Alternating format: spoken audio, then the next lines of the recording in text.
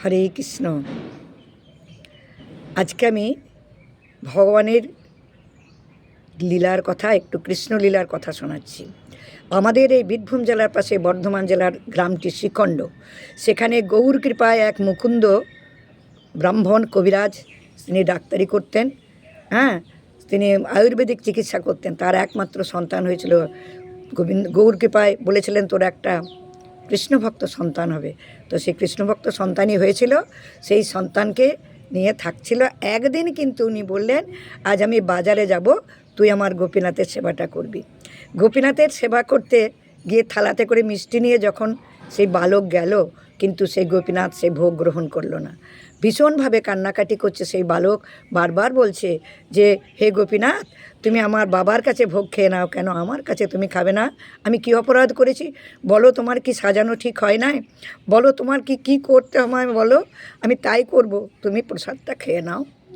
আমাকে মা বকবে, বাড়ি ফিরে আমাকে ভীষণ বাঁকা দেবে, বলবে গোপীনাথ ভোগ খায়নি।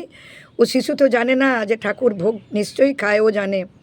তাই বারবার অনুরোধ করার ফলেও যখন গোপীনাথ করছে না, তখন উনি মাথা ঠুকে কাঁদতে লাগলো। সেই বালক বলছে, মাথা ঠুকছি, তোমার চরণে মাথা ঠুকছি, তুমি খেয়ে নাও, আমি বাড়িতে গিয়ে মাকে কী বলবো? তখন গোপীনাথ সদয় হয়ে সেই ছেলেটির হাতে নাড়ু গ্রহণ করেছিল। নাড়ু গ্রহণ করে সব নাড়ুগুলোই খেয়ে নিল।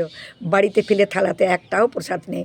মাকে যখন থালাটা ফিরে দিল, মাকে বলছে, মা গো মা, দেখো গোপীনাথ আজ সব ভোগ খেয়ে নিয়েছে। মা বিশ্বাস করে না, অযোধ্যারে মারধর করতে লাগে। বলছে, না তুই ভুল কথা বলছিস। না মা, খেয়েছেন উনি, তুমি জানো আমি খাইয়েছি, একটা একটা করে খাইয়েছি। বলছে, কাল সকালে তোর বাবাকে দেখাবি? হ্যাঁ মা, কেন দেখাবো না।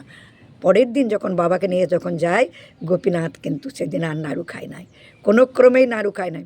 যখন খুব জোর করে, খুবই জোর করে, তখন বাবাকে বলে, তুমি বাইরে যাও, আমি নাড়ু খাওয়াচ্ছি, তুমি দেখে নেবে। নিয়ে বাবাকে বাইরে বের করে দিয়ে যখন সেই বালক নাড়ু খাওয়াচ্ছে, এমতো অবস্থায় বাবা ধৈর্য ধরতে না পেরে উনি দরজাটা ফাঁক করে দেখতে গেলেন।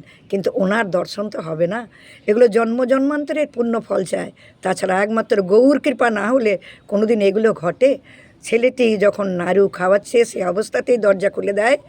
সেই অবস্থাতেই সেই সন্তান এবং গোপীনাথ পাষাণরূপী হয়, আর ছেলেটিকে পাষাণরূপে ওইখানে থেকে গেল। এই গ্রামটির নাম শ্রীখণ্ড গ্রাম। এটা সত্য ঘটনা, গৌর আমলের। এই গৌরাঙ্গ আমলের এই সত্য ঘটনা আজ তোমাদেরকে পরিবেশন করলাম। হে ভগবানের যে কৃপা কীভাবে হয় দেখো ভক্তগণ।